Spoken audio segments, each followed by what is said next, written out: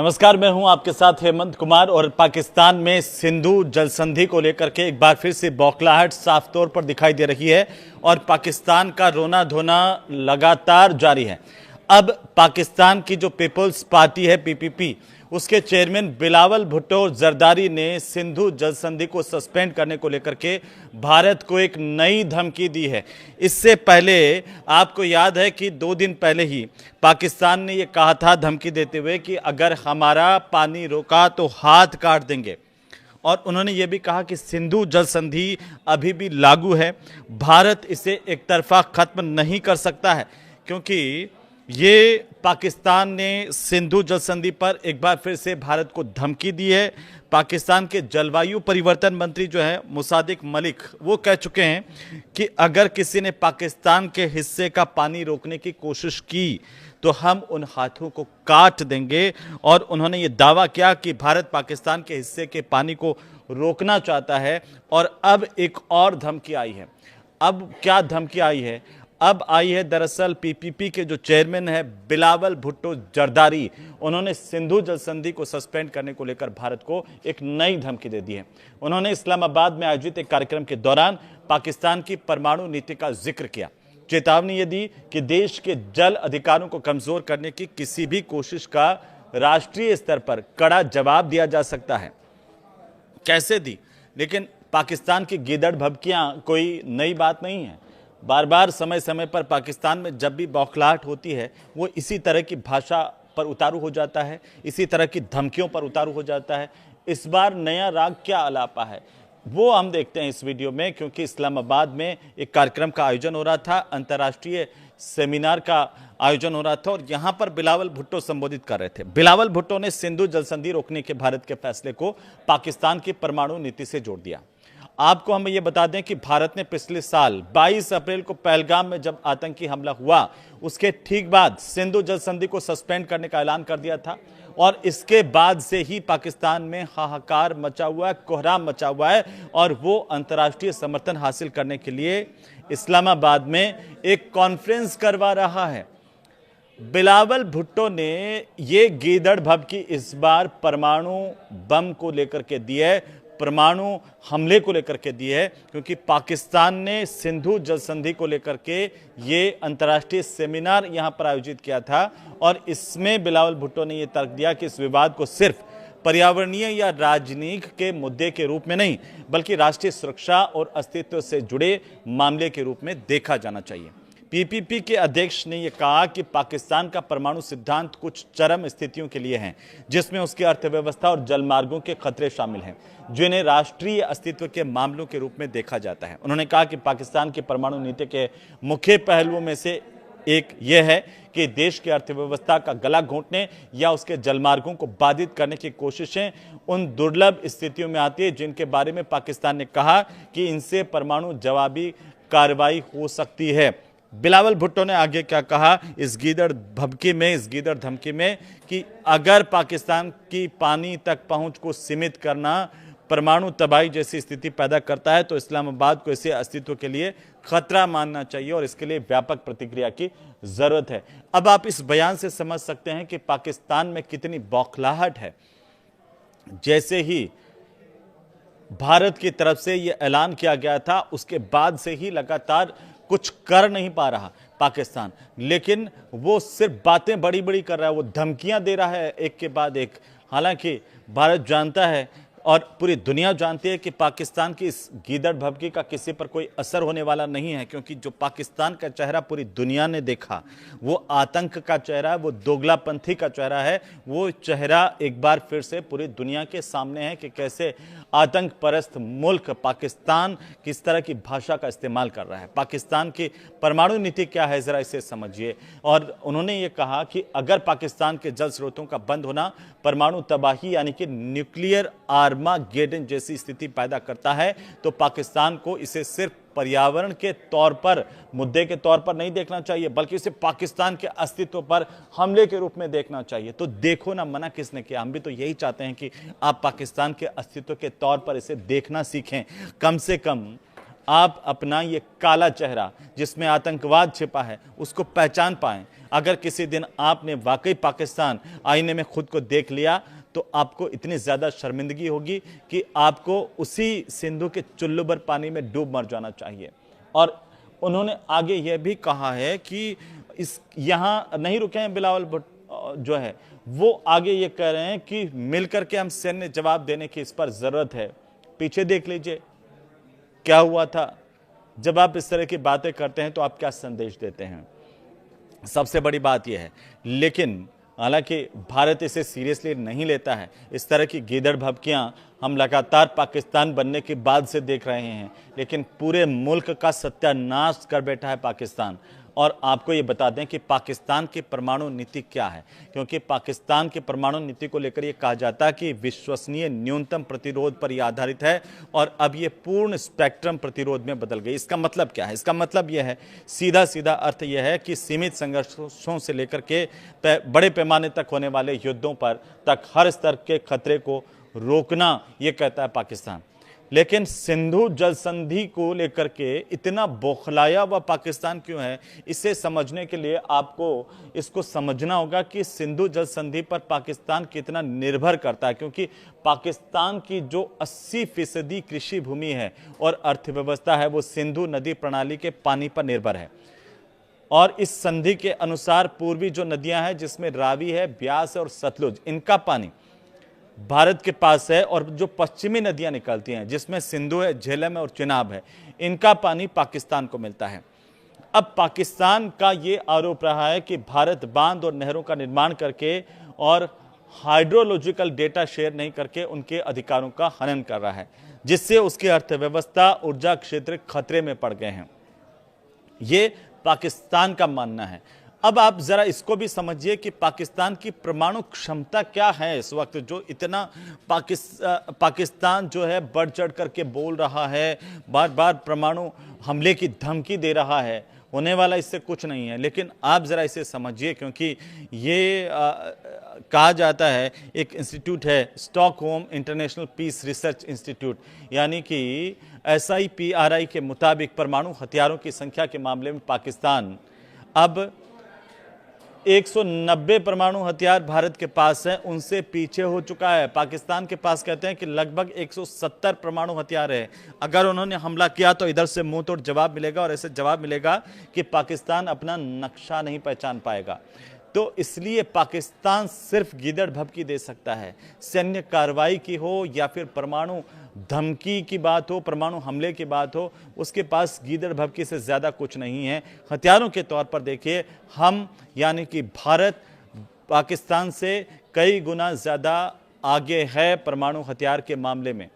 और ज़्यादातर परमाणु हथियार जो है पाकिस्तान के, वो हाईली एनरिच्ड यूरेनियम यानी HEU पर आधारित बताए जाते हैं। और तेज़ी से प्लूटोनियम का उत्पादन भी पाकिस्तान बढ़ा रहा है। हो सकता है कि भारत को इसलिए वो धमकी भरे अंदाज में गीदड़ भभकी दे रहा है कि उसे लगता है कि वो सक्षम हो गया है ज़्यादा, या फिर उसे लगता है कि सिर्फ इन धमकियों से भारत डर जाएगा। लेकिन भारत की ताकत को आप ज़रा समझिए।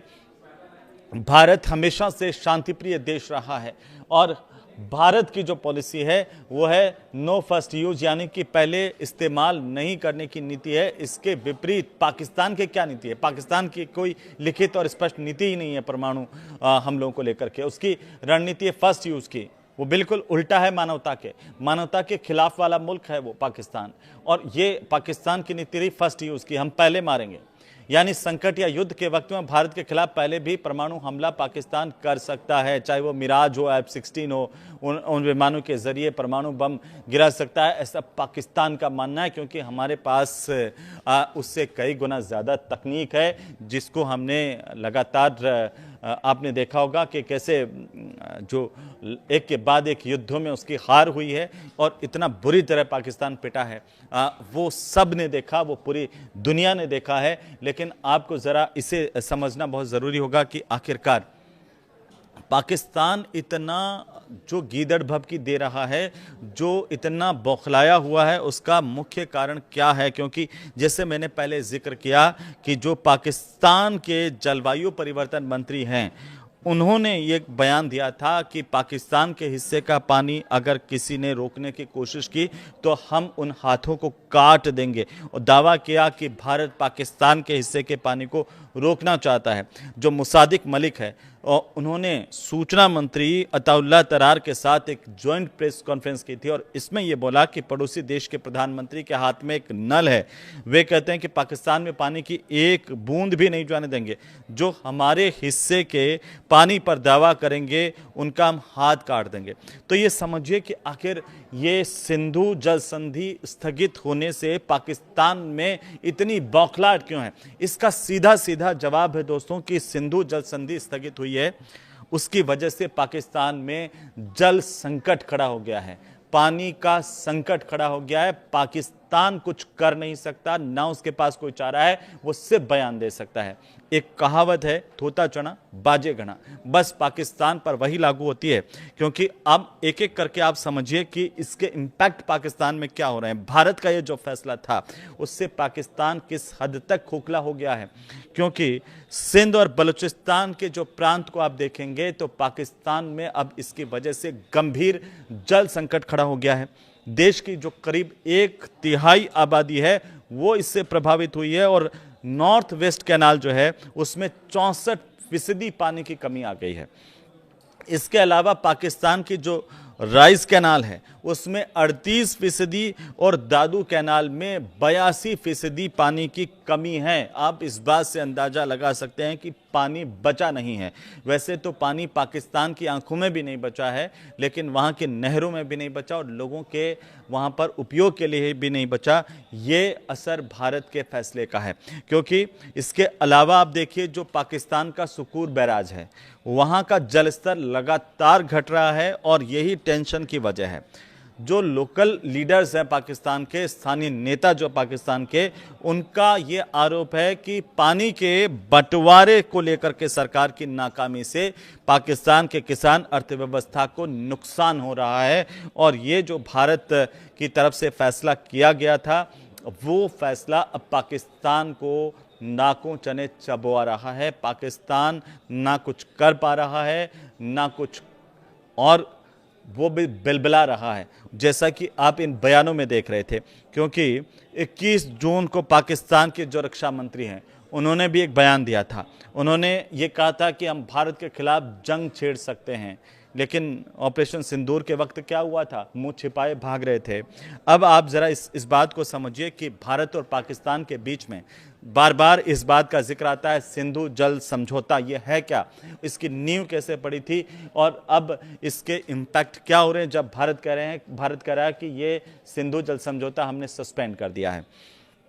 तो सिंधु प्रणाली में कुल 6 नदियां हैं जिनके नाम हैं सिंधु, झेलम, चिनाब, रावी, ब्यास और सतलुज नदी। ये आप समझिए, इनके किनारे का इलाका करीब करीब 11.2 लाख वर्ग किलोमीटर में ये फैला हुआ है इलाका। इसमें 47% जो जमीन है वो पाकिस्तान में आती है, और 39% के करीब जमीन भारत में, 8% की जमीन जो है वो चीन, और 6% अफगानिस्तान में भी इस पूरे किनारे की आती है। और इन सब देशों के करीब 30 करोड़ लोग इस इलाके में रहते हैं। 1947 में जब भारत और पाकिस्तान के बंटवारे से पहले पंजाब और पाकिस्तान के सिंध प्रांत में के बीच में नदियों के पानी को लेकर के ये बंटवारा हुआ था, और झगड़ा यहीं से शुरू हुआ। क्योंकि 1947 में भारत और पाकिस्तान के जो इंजीनियर्स थे उनके बीच में स्टैंड स्टिल समझौता हुआ, और इसके तहत जो 2 मुख्य नहरें हैं उनसे पाकिस्तान को पानी मिलता रहा है। यह समझौता 21 मार्च 1948 को हुआ था, और 1 अप्रैल 1948 को जब यह समझौता लागू हुआ, और इसे लेकर के कई तरह की चर्चाएं हो रही थी, और उसके बावजूद जब यह लागू नहीं रहा तो भारत ने दोनों नहरों का पानी उस वक्त रोक दिया था, और इससे पाकिस्तान के जो पंजाब प्रांत की 17 लाख एकड़ की जो जमीन है उस पर खेती पूरी तरह से बर्बाद हो गई थी। अब दोबारा जब समझौता हुआ तो भारत पानी देने को लेकर के राजी हुआ। इसके बाद अगर हम देखें तो 1951 से लेकर के 1960 तक वर्ल्ड बैंक की मध्यस्थता में भारत और पाकिस्तान के पानी के बंटवारे को लेकर के बातचीत चली, लंबी चली और आखिरकार 19 सितंबर 1960 को कराची में भारत के प्रधानमंत्री तत्कालीन जो पीएम थे पंडित जवाहरलाल नेहरू और पाकिस्तान के राष्ट्रपति अयूब खान के बीच में एक समझौता हुआ, दस्तखत हुए और इसे इंडस वाटर ट्रीटी यानी कि सिंधु जल संधि कहा जाता है, क्योंकि पाकिस्तान के पक्ष में अब ये कहा जाता है कि ये जो सिंधु जल समझौता था वो उस वक्त पाकिस्तान के पक्ष में हुआ, क्योंकि इंडस वाटर सिस्टम में जैसे मैंने बताया कुल 6 नदियां हैं, सिंधु, झेलम, चिनाब, रावी, व्यास और सतलुज नदियां। और 1960 का ये जो समझौता है जिसमें भारत की तरफ से भारत के तत्कालीन प्रधानमंत्री जवाहरलाल नेहरू थे और पाकिस्तान की तरफ से अयूब खान थे जो पाकिस्तान के तत्कालीन राष्ट्रपति थे, इन दोनों के बीच में ये समझौता हुआ जिसमें पानी का बंटवारा आप देखिए उस वक्त कैसे हुआ था। पाकिस्तान को 80% पानी देने पर भारत राजी हुआ और भारत के हिस्से में कितना % पानी आया, 20% पानी। और पाकिस्तान को सिंधु, झेलम और चिनाब का पानी मिला तो भारत को रावी, व्यास और सतलुज का पानी भारत के हिस्से में आया और इसी वजह से यह विवादित समझौता कहा जाता है हमेशा से। अब सिंधु जल समझौता जो स्थगित किया नरेंद्र मोदी सरकार ने, उसका इम्पैक्ट क्या हुआ, जिससे मैंने आपको बताया था कि 90% से ज़्यादा ज़मीन जो है 4.7 करोड़ एकड़ इलाके में सिंचाई के लिए जो पानी है वो सिंधु नदी प्रणाली से ही मिलता है पाकिस्तान को। और पाकिस्तान की नेशनल इनकम में एग्रीकल्चर सेक्टर को अगर हम देखें तो इसकी हिस्सेदारी है करीब 23% की। इससे 68% जो ग्रामीण इलाके हैं पाकिस्तान के, वहाँ की जीविका इसी से चलती है और ऐसे में पाकिस्तान में जितने भी आम लोगों के साथ साथ वहाँ की जो अर्थव्यवस्था है वो बेहाल होती नजर आ रही है। तो पाकिस्तान की जो नेशनल इनकम में एग्रीकल्चर सेक्टर की हम बात कर रहे थे उसकी हिस्सेदारी 23% की है और इससे 68% जो ग्रामीण इलाके हैं, ग्रामीण पाकिस्तानियों की जीविका इसी से चलती है। और ऐसे में पाकिस्तान में आम लोगों के साथ साथ वहाँ की जो बदहाल अर्थव्यवस्था है वो और ज़्यादा ख़राब होती हुई नजर आ रही है और ज़्यादा बदहाल और गिरती हुई दिख रही है। पाकिस्तान के मंगल और तारबेला हाइड्रो पावर जो डैम है उनको पानी नहीं मिल पा रहा है, वो सूखते जा रहे हैं और ये चिंता की बात पाकिस्तान को खाए जा रही है। यही टेंशन सबसे बड़ी पाकिस्तान के सामने है। और इससे क्या हो रहा है दोस्तों, इससे पाकिस्तान का जो बिजली उत्पादन है वो सीधा 30% से 50% तक गिर चुका है। इसके अलावा वहाँ का औद्योगिक उत्पादन इससे प्रभावित हुआ है, इससे रोजगार पर असर पड़ा है और पाकिस्तान इसी वजह से बौखला रहा है, इसी वजह से टेंशन में आ गया है और बार बार धमकी दे रहा है। लेकिन भारत पर इस तरह की गीदड़ भभकियों का कोई असर पड़ने वाला नहीं है, क्योंकि नरेंद्र मोदी की सरकार ने पाकिस्तान को उसी दिन कह दिया था कि अगर तुम नहीं सुधरे तो हम वो करेंगे जिसकी तुम कल्पना भी नहीं कर पाओगे। आपको ये वीडियो कैसा लगा हमें ज़रूर बताइए और हर घर तक ये वीडियो पहुंचे जिससे पता चले कि पाकिस्तान की स्थिति कैसी है। खिसियानी बिल्ली खंबा नोचे और थोता चना बाजे घना, बस सिर्फ बकवास करते रहना। इसके अलावा आतंकवाद के सहारे पनपने वाली अर्थव्यवस्था वाला जो देश है वो अब परमाणु बम की धमकी दे रहा है। इसे आप कैसे देख रहे हैं ये कमेंट करके ज़रूर बताइए। नमस्कार।